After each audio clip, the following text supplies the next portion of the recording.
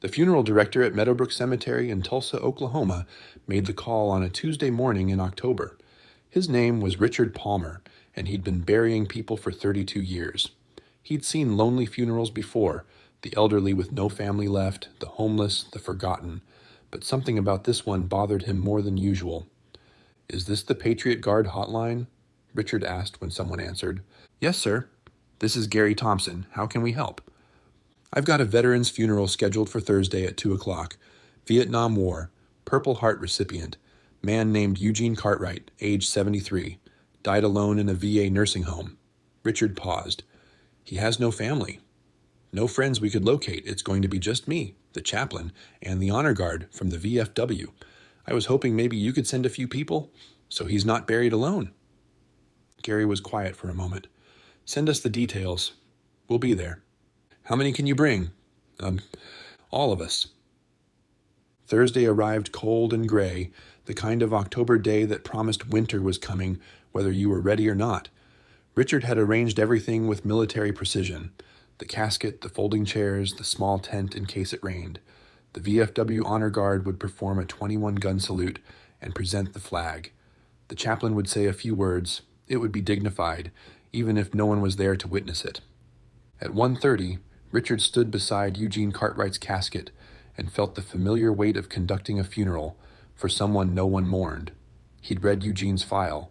Born in Tulsa in 1950, drafted in 1969, served in Vietnam with the 1st Cavalry Division, wounded twice, earned a Purple Heart and Bronze Star, came home to a country that didn't want him, never married, no children, worked construction for 30 years, lived alone, died alone. That was the summary of 73 years of life, a paragraph in a file folder, a body in a casket, a veteran with no one to remember him. At 1:45, Richard heard it, a low rumble in the distance, growing louder. He looked toward the cemetery entrance and saw them coming. Motorcycles, dozens of them, maybe more. They rolled through the gates in formation, 2 by 2, engines thundering like a promise being kept. They kept coming. 50 bikes, 100, more. They filled the cemetery access road, parked in every available space, lined up along the grass. Men and women in leather vests dismounted, all wearing patches. American flags, POW/MIA emblems, Eagle insignia. Many vests had military service indicators: Army, Navy, Marines, Air Force. Richard stood frozen, watching. He'd expected maybe 5 or 10 bikers, not this, not hundreds. Gary Thompson approached, a stocky man in his 60s with a gray beard and eyes that had seen things. "Richard Palmer?" "I'm Gary. We spoke on the phone." Yes. How many people did you bring?" Gary looked back at the sea of motorcycles and bikers still arriving. Last count was about 250. More on the way. Word spread fast. "Vietnam vet with no one? That doesn't happen on our watch." "But you don't even know him." "Doesn't matter. He's a veteran. He served. He came home to nothing and died with nothing. That's exactly why we're here." Gary's voice was firm. "No veteran is buried alone, not while we're still breathing." The bikers organized themselves without being told. They formed lines on either side of the walkway leading to Eugene's grave. They stood at attention, holding American flags that snapped in the cold wind. They created an honor corridor that Eugene Cartwright would pass through one final time. More motorcycles arrived. The number swelled to over 300. Richard had never seen anything like it in 3 decades of funeral service. The cemetery, which should have been empty, except for a handful of people saying goodbye to a forgotten man, was filled with leather and chrome and flags and respect. At 2 o'clock, the service began. The chaplain, a Korean War veteran named Father Tom Williams, stood beside the casket. He looked at the gathered crowd and had to stop and clear his throat before he could speak. "We are here today to honor Eugene David Cartwright," Father Tom began, "a son of Tulsa, a veteran of the Vietnam War, a Purple Heart recipient, a man who gave part of his life in service to this country and asked for nothing in return." He paused. "The organizers of this service told me Eugene had no family, no friends, that he would be buried alone. But looking at all of you, I see they were wrong. Eugene has family. He has all of you. He has every person who's ever worn the uniform. He has a brotherhood that death cannot sever and time cannot erase." The bikers stood silent and solid, witnesses to a life that had mattered, even when no one seemed to notice. Father Tom continued, I didn't know Eugene personally. I don't know his favorite food or his favorite song. I don't know if he liked baseball or fishing or reading books. But I know he was 19 when he was drafted. I know he went to Vietnam and saw things no teenager should see. I know he was wounded twice and kept serving. I know he came home to a country that called him baby killer and refused to honor his sacrifice. I know he spent 54 years living with whatever he saw over there, carrying it alone, until his heart finally gave out in a VA nursing home with no one holding his hand. The chaplain's voice broke. That's not right. That's not how we should treat the people who serve. So today, we make it right. Today, Eugene is not alone. Today, he has hundreds of brothers and sisters standing witness, saying thank you, saying we remember, saying your service mattered. The VFW Honor Guard performed the 21-gun salute, 7 rifles, 3 volleys each. The sound echoed across the cemetery, sharp and final. Taps played from a speaker, mournful and perfect. 2 Honor Guard members folded the American flag that had draped Eugene's casket. They performed each fold with precision and care, transforming the flag into a tight triangle. When they finished, they looked around, uncertain. Usually they presented the flag to family, but there was no family. Gary stepped forward. May I? The Honor Guard member handed him the flag. Gary held it for a moment, feeling the weight of it, then turned to face the gathered bikers. This flag covered the casket of Eugene Cartwright, Vietnam veteran, 1st Cavalry Division, Purple Heart recipient. He has no family to receive it, so we receive it on his behalf. We accept it as his brothers and sisters. We promise to remember him. Gary's voice carried across the silent crowd. Eugene Cartwright was not forgotten. Eugene Cartwright was honored. Eugene Cartwright mattered. The bikers responded as one. Hooah! The sound was thunder. 300 voices affirming that Eugene Cartwright had mattered, that his life had value, that he was not forgotten. As Eugene's casket was lowered into the ground, the bikers filed past one by one. Some saluted, some placed challenge coins or patches on the lowering device, some whispered words meant for Eugene alone. One older veteran, tears streaming down his weathered face, placed his own Purple Heart medal on the casket. Got this in Da Nang, he said quietly. Lost too many brothers there. You keep this for all of us who made it home. All of us who got to grow old when so many didn't. It took an hour for all the bikers to pay their respects. Richard Palmer stood beside the grave and watched, crying openly now, not caring who saw. In 32 years of conducting funerals, he'd never witnessed anything like this. When the last biker had passed, Gary approached Richard. Where are Eugene's ashes going? Does he have a plot? He's being buried here. Plot 247, Section C, Veterans Section. We'll make sure there's a proper headstone. One with his rank, his service dates, his medals. He deserves that. The VA provides basic headstones for veterans. I know, but we'll do better. Eugene Cartwright served his country. He deserves more than basic. Gary pulled out his phone. I'm calling our network. We'll have funds raised by next week. A proper stone with his service record, laser engraved, the kind that will last generations. Richard nodded, too overcome to speak. One of the bikers, a woman in her 50s with a Marine Corps patch on her vest, approached. Mr. Palmer. I'm Janet Reeves. I'd like to know more about Eugene. Do you have his service records? His DD-214? Anything that tells his story? I have what the VA sent over. Basic information. Why? Because someone needs to document his life. Someone needs to make sure his story is told. That's what we do. We research the veterans we bury. We find out who they were, what they did, what they sacrificed. Then we share it so they're not just names on a headstone. She pulled out a tablet. I'm already finding information. Eugene Cartwright, 1st Cavalry Division, served from March 1969 to November 1971. 2 tours. Wounded at LZ Albany in 1970. Took shrapnel from a mortar round. Kept fighting. Wounded again at Firebase Buttons in 1971. Carried 2 wounded soldiers to safety before collapsing from blood loss. That's why he got the Bronze Star. For valor under fire. Richard stared at her. How did you find that so fast? Military databases, veterans forums, historical records. We've gotten good at this. Janet kept scrolling. He was recommended for a Silver Star, but it got downgraded. Politics. Happens a lot with Vietnam vets. They did things that deserved recognition, but the country was so divided that medals got buried along with the truth. She looked up. This man was a hero. Not the kind that gets movies made about them. The kind that does what needs to be done and never talks about it. The kind that comes home broken and spends the rest of his life trying to be normal while carrying memories no one should have to carry. He spent his last years in a VA nursing home, Richard said quietly. Lung disease from Agent Orange exposure. The nurses said he was kind, quiet, never complained, never had visitors. That ends today, Gary said. Today Eugene gets visitors. All of us, and he'll keep getting them.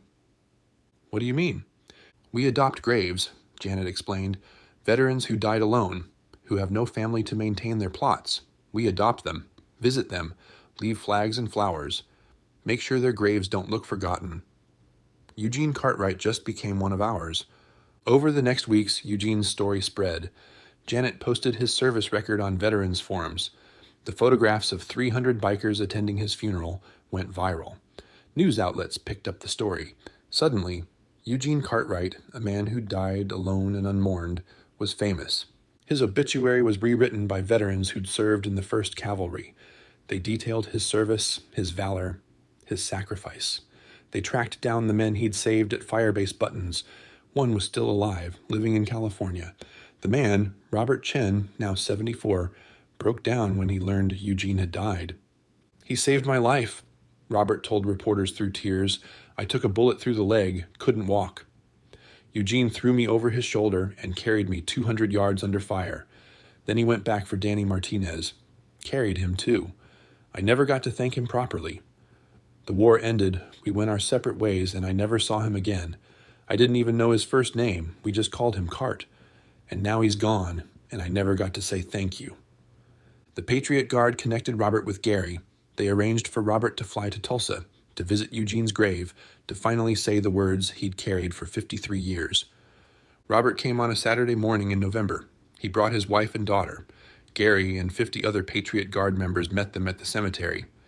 Eugene's new headstone had been installed, black granite with laser-etched details. Eugene David Cartwright, SPC-4, U.S. Army 1st Cavalry Division, Vietnam, 1950 to 2023, Purple Heart Bronze Star, no greater love. Robert stood in front of the stone for a long time, his wife holding his arm. Finally, he knelt down and placed his hand on the cold granite. Hey, Cart. It's Bobby Chen. You probably don't remember me, but I remember you. You saved my life at Firebase Buttons. I was bleeding out, couldn't move, thought I was done. Then you came out of nowhere, picked me up like I weighed nothing, ran through hell to get me to the medic. His voice cracked. I got to live because of you. I got to marry Joan. I got to have my daughter. I got to grow old, all because you didn't leave me behind. He pulled out a folded flag, a small American flag on a stick, worn and faded. I've carried this since Vietnam. Kept it in my pocket every day for 53 years. It's from the flag we had at Firebase Buttons. I want you to have it. Want you to know that what you did mattered, that I never forgot you, that I told my daughter and my grandkids about the man who saved my life. Robert planted the flag in the ground beside the headstone. Then he stood and saluted, holding it for a full minute while tears ran down his face. The Patriot Guard members saluted with him, a wall of honor surrounding Eugene's grave. After the visit, Robert gave an interview to a local news station. I spent 53 years thinking I'd never get to thank Eugene, thinking he'd died in Vietnam or disappeared into life and I'd lost my chance. When I heard he'd died alone, that no one had come to his funeral, it broke my heart.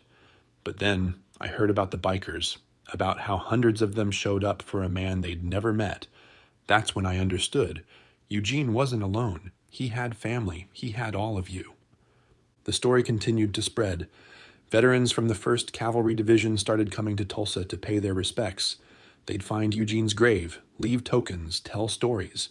The Patriot Guard was there for many of the visits, documenting stories, recording memories, building a complete picture of who Eugene Cartwright had been.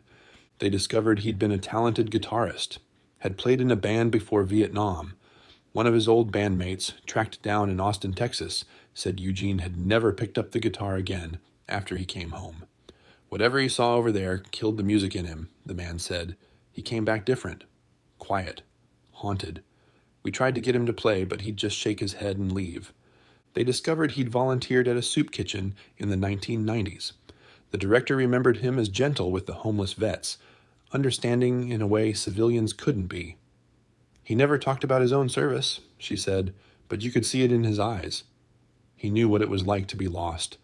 They discovered he'd sent anonymous donations to the VA for years, $50 a month, every month, even when he was living on disability and could barely afford it himself. I want it to go to the young ones, he'd written in a note attached to one donation. The ones coming back from Iraq and Afghanistan. They need help more than I do. Gary compiled all the stories, all the memories, all the pieces of Eugene Cartwright's life. He created a memorial page online filled with photos and testimonials and service records. Eugene's life, which had seemed so empty and forgotten, was suddenly rich with evidence of a man who'd cared deeply and given much and asked for nothing in return. This is what we do, Gary explained to a journalist doing a story on the Patriot Guard. We find the forgotten veterans, the ones who died alone or slipped through the cracks. We research their lives, tell their stories, honor their service. We make sure they're remembered, because every veteran deserves that, every single one. The journalist asked the question everyone asked, but why? Why do you spend your time and money on people you never knew? Gary's answer was simple, because they served, because they gave part of their lives for this country, because they deserve better than dying alone and unmourned, and because if we don't remember them, who will? The funeral director, Richard Palmer, started calling the Patriot Guard for every veteran's funeral that looked like it would be poorly attended. Word spread among funeral homes across Oklahoma. Soon, Gary was getting calls from across the state. Always the same story. Veteran dying alone, no family, no friends, can you help? The answer was always yes. Over the next year, the Patriot Guard attended 53 funerals for forgotten veterans. Some had a handful of mourners, some had none, but they all had the Patriot Guard. They all had flags in honor and hundreds of bikers saying, "You mattered. We remember. Thank you for your service." Eugene's grave became a pilgrimage site for the organization. New members would visit, would see the headstone and read his story, would understand viscerally why this work mattered. Here was a man who'd saved lives, who'd bled for his country, who'd spent 53 years carrying memories of war, and he died alone. But he wasn't alone anymore. His grave was never without flowers, never without flags, never without evidence that someone remembered. On the first anniversary of Eugene's funeral, the Patriot Guard organized a memorial ride. 200 bikers rode from the VFW Hall to Meadowbrook Cemetery. They gathered at Eugene's grave, now surrounded by flowers and flags and tokens left by visitors. Gary spoke to the assembled crowd. 1 year ago, Eugene Cartwright was supposed to be buried alone. The funeral director called us because no one else was coming. We showed up because that's what we do. But we didn't expect what happened next. He gestured to the decorated grave. We didn't expect the story to spread. We didn't expect to find the men Eugene saved. We didn't expect to uncover a life full of quiet generosity and unacknowledged heroism. We thought we were just giving a forgotten veteran a proper funeral. Instead, we learned that no veteran is truly forgotten. They're just waiting for someone to look. He paused. Since Eugene's funeral, we've attended 53 more funerals for veterans with no one. And every single time, we've found stories. Brothers and sisters in arms who didn't know their friend had died. Family members who'd lost touch. Communities who'd forgotten the veterans living among them. Every single time, we've discovered that the forgotten veteran wasn't forgotten at all. They were just invisible. And making them visible again, that's our mission. Janet Reeves stepped forward. We've created the Eugene Cartwright Memorial Fund. It's dedicated to researching and honoring forgotten veterans. When we attend a funeral for a vet with no one, we investigate their life. We find their service records, track down their unit, contact their battle buddies. We tell their story. We make sure they're remembered. Eugene's legacy is that no veteran dies anonymously, not on our watch. The bikers raised their hands in salute. Then, one by one, they approached Eugene's grave and left their tribute. Challenge coins, patches, flowers, photos, letters thanking him for his service, for his sacrifice, for representing every forgotten veteran who'd ever wondered if anyone cared. Robert Chen came back for the anniversary. He stood beside the grave and told the crowd about Firebase buttons, about Eugene carrying wounded soldiers through enemy fire, about a 19-year-old kid from Tulsa who'd been braver than anyone had a right to be. "I'm alive because of Eugene," Robert said. "My children exist because of Eugene. My grandchildren, 5 of them. They're here because Eugene Cartwright decided I was worth saving. That's his legacy. Not just the Bronze Star or the Purple Heart, but the lives he saved, the futures he made possible, the families that exist because he refused to leave anyone behind." The crowd was silent. Then one of the younger veterans, an Iraq War vet in his 30s, spoke up. "I didn't know Eugene. Never met him. But his story changed my life. I was struggling with PTSD, feeling alone, feeling like no one understood. Then I saw the video of his funeral, saw all of you showing up for a man you'd never met. And I thought, if they care that much about a stranger, maybe they'd care about me too." He paused. "I called the Patriot Guard, started writing with you, started helping with funerals and research and memorial services. Eugene saved my life just as much as he saved Robert's, just in a different way." Others spoke up. Veterans who'd been inspired by Eugene's story to get help. Family members who'd reconnected with estranged veteran relatives. Students who'd chosen military service after learning about Eugene. Teachers who'd incorporated his story into their classes about Vietnam and the treatment of veterans. Eugene Cartwright, who died alone in a VA nursing home with no one holding his hand, had touched hundreds of lives after his death, had inspired a movement, had become a symbol of every forgotten veteran and a rallying cry to make sure no one else slipped through the cracks. Gary stood beside the grave and addressed the headstone directly. "Eugene, you probably never thought you'd matter this much. You probably died thinking no one cared. But you were wrong. You mattered. You matter now, and you'll keep mattering for as long as we're around to tell your story." The tradition continued. Every year, on the anniversary of Eugene's funeral, the Patriot Guard gathered at his grave. Every year, the crowd grew. Veterans, families, students, community members, all coming to honor a man they'd never met, but whose story represented something important, that every life has value, every service deserves recognition, and no veteran should die alone. By the 5th anniversary, Eugene's grave was one of the most visited in Meadowbrook Cemetery. A bench had been installed nearby, donated by Robert Chen's family. The plaque read, "In memory of Eugene Cartwright and all forgotten veterans, you are not alone, you are not forgotten." Richard Palmer, the funeral director who'd made that first phone call, attended every anniversary gathering. "I've buried thousands of people," he told a reporter on the 5th anniversary. "But Eugene's funeral changed how I think about my work. Now, when I get a veteran with no family, I don't just process the paperwork. I call the Patriot Guard. I research the veteran's life. I make sure their funeral honors who they were, not just who showed up." He looked at the crowd surrounding Eugene's grave. "Eugene taught me that every person deserves to be remembered, and sometimes it takes a community of strangers to make that happen."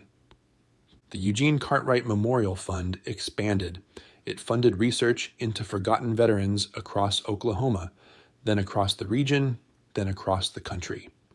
Volunteers tracked down service records, contacted unit members, documented lives that had seemed invisible.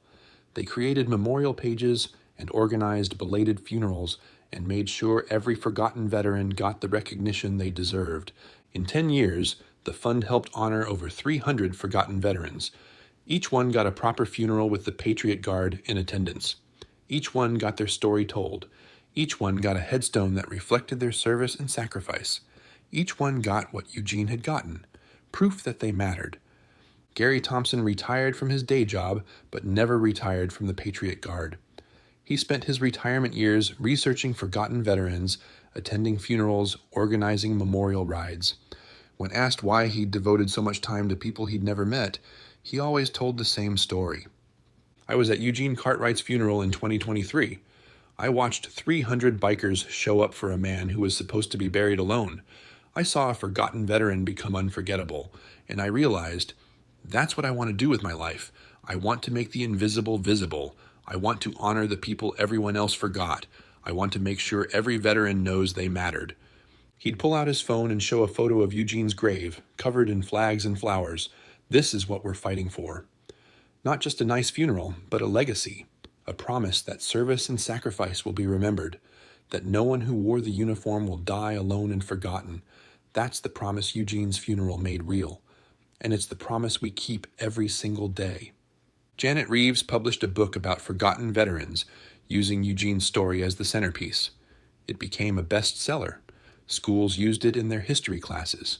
Military units read it during training. Veterans organizations distributed it for free to anyone who wanted to understand the cost of war and the debt we owe to those who serve. The book ended with Eugene's story, but it began with a question. How many Eugene Cartwrights are there? How many veterans die alone, unmourned, forgotten? How many heroes slip away while we're too busy to notice? The answer, Janet wrote, wasn't about numbers. It was about action, about choosing to notice, about showing up when no one else would, about making sure the forgotten were remembered. Eugene Cartwright died alone, the book concluded, but he wasn't buried alone. 300 bikers showed up to say goodbye to a man they'd never met, and in doing so, they made a promise. No veteran dies forgotten. Not while we're still here, not while we can still ride, not while we remember what service means. That promise rippled outward. Other motorcycle clubs adopted the mission. Veterans organizations partnered with the Patriot Guard. Communities started tracking their aging veteran populations, making sure no one was isolated or forgotten. The movement Eugene's lonely death had inspired became a national conversation about how we treat veterans and what we owe to those who serve. And at Meadowbrook Cemetery in Tulsa, Oklahoma, Eugene Cartwright's grave remained a testament to a simple truth. Everyone matters. Every life has value. Every veteran deserves to be remembered. On sunny days, visitors would sit on Robert Chen's bench and read the stories carved into additional plaques surrounding Eugene's grave. Stories of the men he'd saved. Stories of the veterans his death had inspired to get help. Stories of the families who'd reconnected because of his funeral. Stories of a ripple effect that started with one phone call from a funeral director who didn't want a veteran to be buried alone. The sound of motorcycles was constant at Meadowbrook now. The Patriot Guard visited so frequently that the cemetery staff always knew when a forgotten veteran was being buried. They'd hear the rumble of engines and know that someone who died alone was about to be honored by hundreds. Richard Palmer, who'd made that first call about Eugene, eventually retired. On his last day, the Patriot Guard threw him a party at the cemetery, right beside Eugene's grave. They presented him with a plaque. Richard Palmer, Guardian of the Forgotten. Your phone call changed everything. Richard stood beside Eugene's headstone, surrounded by bikers and veterans and families, and cried. I just didn't want him to be alone. That's all. I didn't know it would become this. That's how all great things start, Gary said. One person who gives a damn, one phone call, one act of compassion. Eugene's funeral should have been empty. Instead, it was the beginning of a movement, because you cared enough to call. As the sun set over Meadowbrook Cemetery, casting long shadows across the rows of headstones, the Patriot Guard stood at attention around Eugene's grave one more time. They saluted a man they'd never met, but would never forget. They honored a veteran whose lonely death had sparked a revolution in how forgotten veterans were treated. And somewhere, maybe in the rumble of motorcycle engines, or the snap of flags in the wind, or the quiet tears of grateful families, Eugene Cartwright's spirit understood what his death had accomplished. He'd mattered. He'd been remembered. He'd changed the world. Not bad for a man who was supposed to be buried alone. The bikers mounted their motorcycles and rode out of the cemetery in formation, carrying Eugene's legacy with them, heading toward the next forgotten veteran, the next lonely funeral, the next opportunity to prove that no one who'd served their country would ever truly die alone. Because somebody had to remember, somebody had to show up, somebody had to give a damn. And the Patriot Guard had decided it would be them, always.